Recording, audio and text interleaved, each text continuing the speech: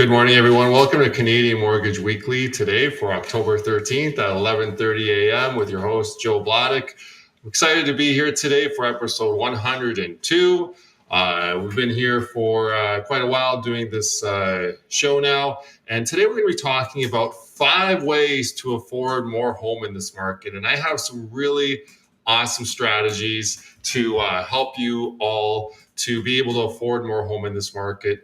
As I know, we are getting a lot of clients calling in these days. They have good jobs, they have good credit, very little debt, and they're just not able to afford the average home in today's market, which is getting a little bit frustrating for our clients. And it's also frustrating to us because we see that these clients are mortgage ready. They are able to get approved for a mortgage. It's just not enough to buy the house that they're looking for. And sometimes not even enough to buy any house at all in this market.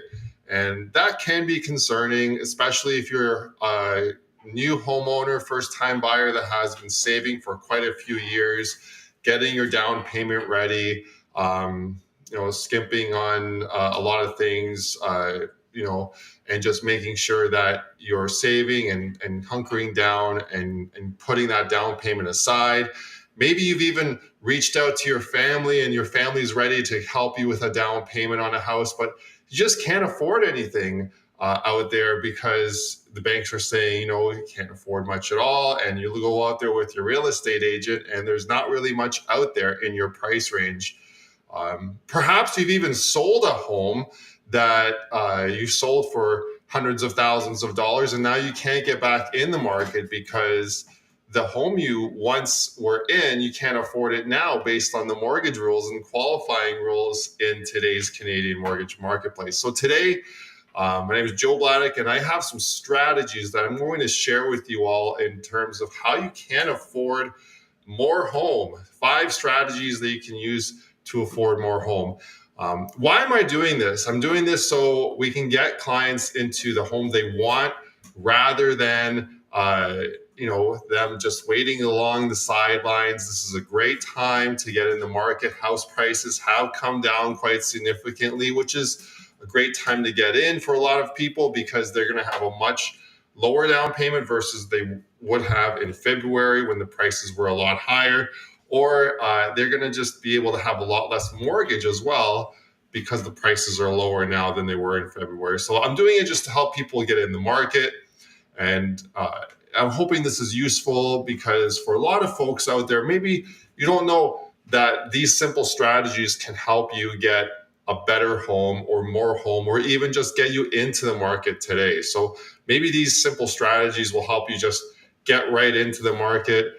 And we'll see how people respond. I know on our end, when we tell our clients these strategies, when we have the appointment with our clients to be able to get pre-approved, a lot of our clients are grateful. They usually take advantage of some of these strategies to afford more home. I know we have a few clients right now that are going through this process and they've taken advantage of some of these strategies and they're working on getting the strategies running so they can afford more home. So I'm going to share those strategies with you. And the financial impacts these strategies can have is they could possibly get you a lower interest rate, lower payments, more mortgage money, and get you into that home that you need right now versus not getting into a home and renting for a longer period of time, or getting you into a home that you're going to have to sell anyway down the road, which, as you know, if you sell a home, you have to pay real estate, legal fees, all of that. So you want to avoid that as much as possible. You get into that home you want right now. And, I'm hoping people can use these guidelines and strategies to their benefit to get into the market. And with these strategies, I hope that you can share them with your friends and family so they can use these strategies as well. That you can share some of these great ideas to get them into the market. And, in the future, I'm not sure if the government's going to intervene with helping Canadian homeowners get into a home faster or even get into a home in any more sort of way than they already are. So knowing these strategies really is going to help our wannabe homeowners or second homeowners or third-time homeowners get into the house they want today So let's get into what people should be doing to get more home in today's market. As we know, the rates are higher, and because the rates are higher, the government has mandated all mortgage lenders to qualify at a mortgage rate that is 2% higher than the rate you're getting. So already right there, that mortgage stress test is really limiting a lot of qualifying room for a lot of our clients out there. So what can people do? Well, first off, if you're buying a home or getting into buying a home, either you're selling your current home or you're a first-time home buyer and you have any sort of debt, it's not a bad thing to have debt. A lot of the times you can still buy a home with some credit card debt or an OSAP loan. We've seen that happen before. But if you have a car loan, for example, or you're planning to get a new car and get a car loan, I highly suggest you look at paying off the car loan, because a car payment, whether it's $300 biweekly or $400 biweekly, it can have a severe and catastrophic impact on your mortgage qualifying these days.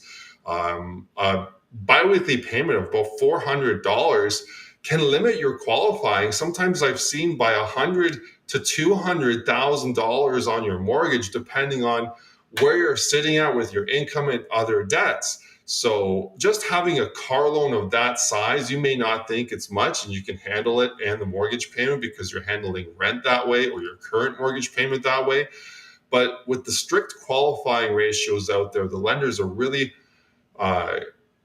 qualifying everyone with this stress test. And having a car payment of $300 or $400 biweekly, is really going to limit the amount you can borrow. So if you can find some way of paying off this loan, whether it is through family helping you out and just covering that loan for you, or you have a friend that you can get them to pay off the car, or you can sell the car. A lot of the times we recommend selling your vehicle with a car loan and buy a late model vehicle just to get you into the house. And then once you have your mortgage and you're paying those mortgage payments, you can then go out and buy yourself a car and get a car loan if you so desire to do that. And just by paying off that $300 or $400 biweekly car loan payment, you're going to own your car outright, which is going to be great for you.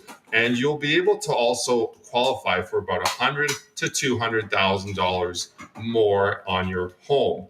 So that's number one, first thing someone can do to qualify for more home. Second thing people can do is also not something people want to do, but in this market, because interest rates are so much higher, and to take advantage of these lower home prices, you might want to get a second job. And that could be either a side hustle that you're doing, a self-employed side hustle that's earning you an income, or part-time employment position that is earning you a steady amount of hours each week on top of your current position. So by adding $10,000 to $20,000 a year in income to your overall profile can really significantly impact your mortgage qualifying. I've seen people get a part-time job that pays around $20,000 a year, and they can all of a sudden afford about $90,000 to $100,000 more mortgage. And that all depends also on your current profile, credit, and income data. But that's what I see on average. So number two would be second job. And then once you get into that home and you have that mortgage and you're paying that second mortgage and you feel comfortable with that, it's up to you if you keep that second job or not. But just getting into the market, having that second job can really give you a leg up compared to a lot of other home buyers that are out there today. Please contact me if you are looking at getting a second position so I can guide you with some of the nuances that lenders want to see on that second position, especially if it's a part-time or self-employed position. Number three, so those are the first two, debt, paying off debt and getting a second job. And number three is getting a co-signer. So a lot of people don't like getting co-signers because they want to get into the market on their own. But adding a co-signer like a family member, such as a mom or a dad, that's even earning a pension income, for example, can really help boost your qualifying with the bank. A lot of moms and dads or grandpas and grandmas are on pensions these days. Maybe they're earning a pension from their employer of about 40 or 50,000. Maybe they're also earning a CPP pension from Canadian Pension Plan. And maybe they're lucky enough to also be in that old age security bracket where they're earning a third income that way. So that could be an additional $60,000, $70,000 that we can add to your mortgage application from that one parent or grandparent that can really boost you up that way. And we've seen people qualify for much more mortgage money that way and just be able to get into their home that way. And the idea is you get into the market that way, you'll have that co-signer, and then we can look at removing that co-signer down the road once we see that you can qualify on your own. And usually that happens when you show that you've built some equity in the home, you've also got a raise or more income coming in under your own names, and you've also improved your credit. So all those are taken into account when we look at removing your co-signer down the road. And it's not a permanent thing. We can even remove a co-signer midway through a 5-year fixed term, which can really benefit you if you want to keep that rate and not break that mortgage midway through. So those are the first 3 items you can do to afford more home. Number 4 would be if you're buying your first home or second home, a lot of people like to do the minimum down payment and keep the rest of the money aside for themselves, like 5% down or 10% down. But a good way to afford more home is actually putting 20% or more down payment. And what this does is you can get around a lot of the CMHC or Sagan or Canada Guarantee rules. And that's mortgage insurance that is required for all mortgages with less than 20% down. And if you can get around those rules, then all of a sudden you're opened up to a slew of more lenders. You have better qualifying ratios, you have better amortization periods available for you, and less strict requirements on some of the way that the mortgage is qualified through each lender. And you also are open to a lot of alternative lenders at that moment in time too. So just by having 20% down, that can really put your mortgage application forward and be able also to lower the mortgage payments on that mortgage you're getting. So something to really consider is getting 20% down. Perhaps you can find more down payment by saving it, or I know 20% is really hard, but you can get family to gift you additional down payment. Things like that can really increase the amount you qualify for on a mortgage. All right, so those are the first 4 things. Number 5, and then we have a bonus one here today as well. So number 5 would be higher amortization periods. So if you're looking to pay off your mortgage, say in 20 years, the bank's actually going to qualify you on that payment for the 20-year mortgage. So by qualifying for a mortgage over 20 years, you're really going to limit yourself at how much you can qualify for on your house. So by increasing your amortization to 25 or 30 years, or even there's a lot of lenders out there now that are offering 40-year amortizations, you can bring that payment down right now and afford much more home. And that just gives you the advantage of just getting into the market now. And a lot of these lenders, they also offer prepayment privileges, which if you want to lower your amortization back down, you can take advantage of these prepayment privileges, which will lower your amortization.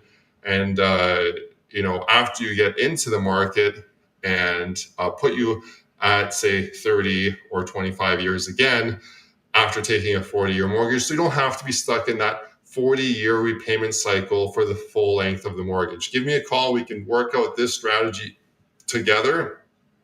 Just book an appointment through the link below, and we can do it that way. So that's the first 5 things. Number 6, we have a bonus one today. And a lot of people don't like doing this one at all because it means leaving their family and friends behind. But that's moving to a different area altogether. And we've seen some of our clients do this. We had a client last year sell their house in the GTA and move to Alberta and buy mortgage free. So Alberta has a lot of lower priced houses right now. Or you can just move out of your current city. If it's a city, you can move outside of the city and buy a lower priced home that way. That's going to afford you more home for the amount that you qualify for, just because homes are priced lower. Again, That's not really the best solution, but it is one of the 6 solutions here. So just going over the 6 strategies that we have for you today is 1, paying off your debt to be able to qualify for more mortgage. Number 2 is get a second job to be able to qualify for more home. Number 3 would be get a co-signer to be able to qualify for more home. Number 4 would be to have more down payments so you can get around CMHC rules, a minimum of 20% down. Number 5 would be to access a lender that has higher amortization periods so you can spread that loan over a longer period of time. And number 6 would be to move to a different area altogether. So those are some of the items you can use to get into the market today and just get into the market where you actually can afford a home and do that sort of thing. So moving on to some of the data that I have collected for us today in terms of the mortgage news that's available. What we have here is episode 102. So first thing today, let's see here. What do I have here? First thing today. All right.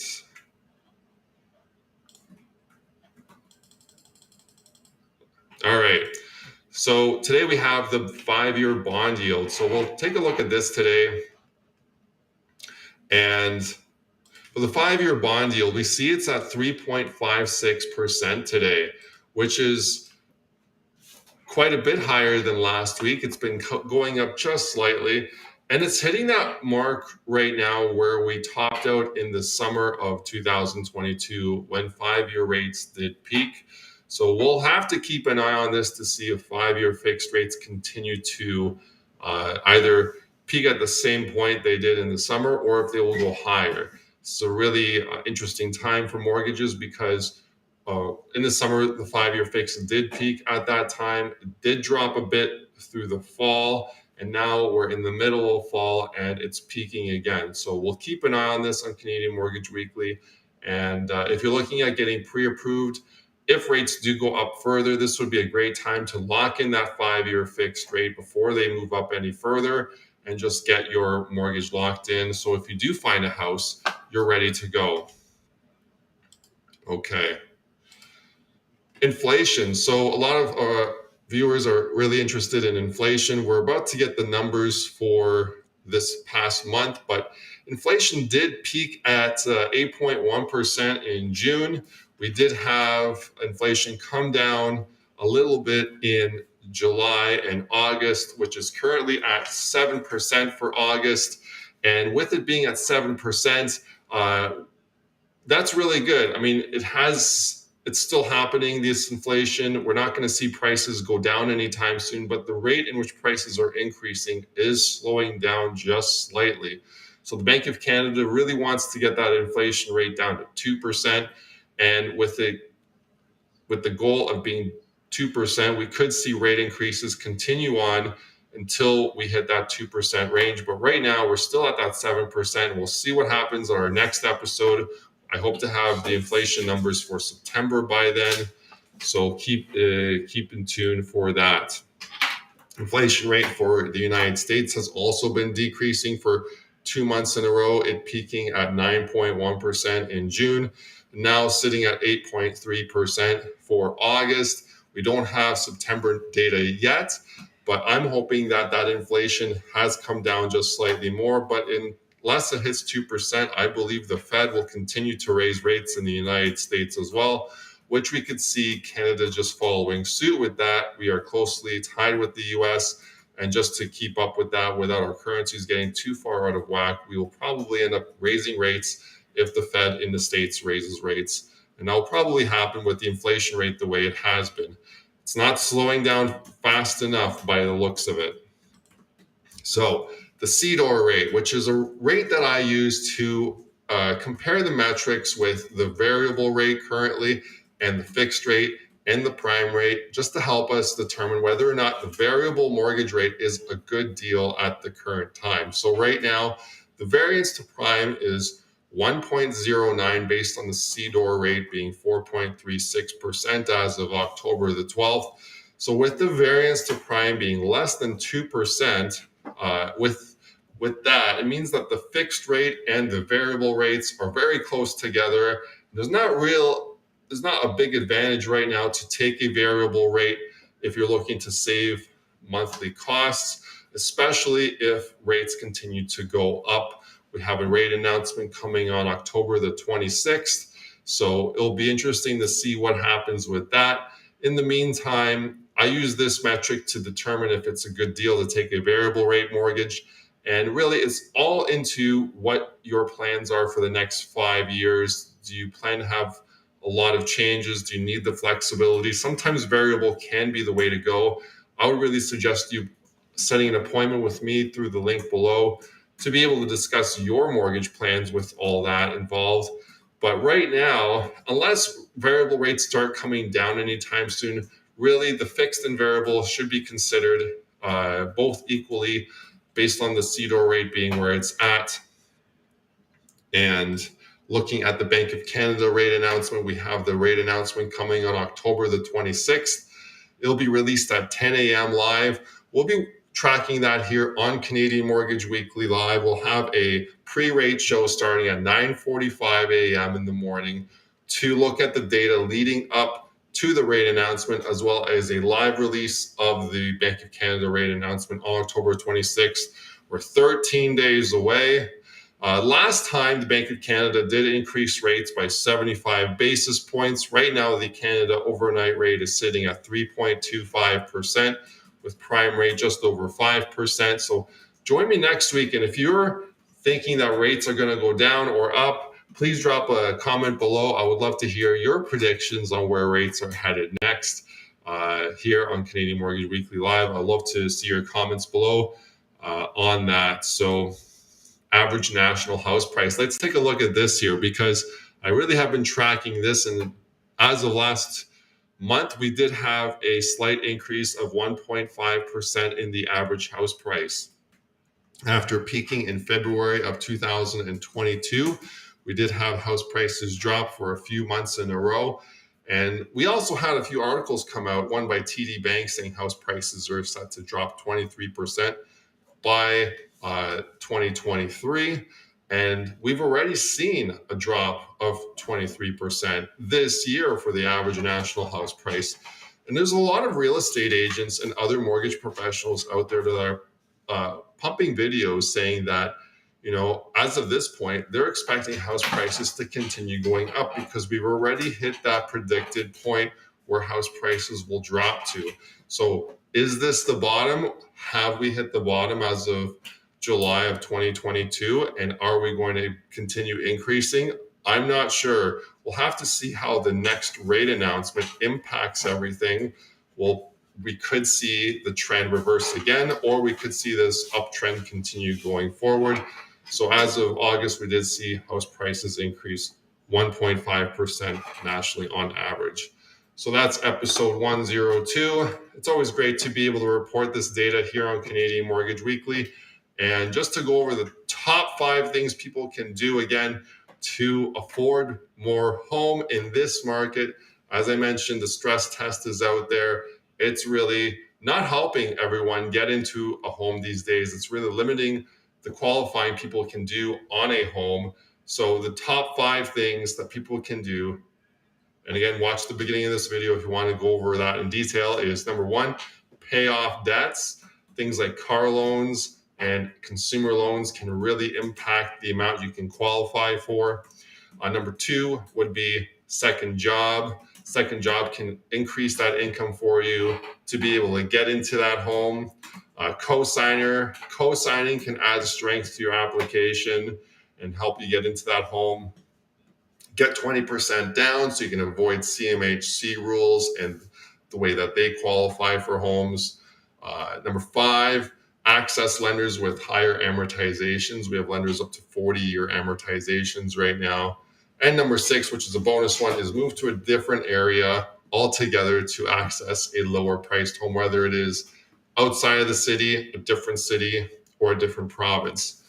But other than that, we really appreciate you tuning into Canadian Mortgage Weekly Live, Canada's only weekly video mortgage news podcast here, broadcast from Orillia, Ontario, and we do mortgages all over Ontario. So if you're looking at getting some mortgage advice, click the link below, schedule an appointment with me today, or leave a comment below, or send me a private message. I'd love to hear what sort of mortgage problems you're dealing with, if I can help you get through those mortgage issues, and we can see what we can do for you then. Again, thanks for tuning in today. Join us next week on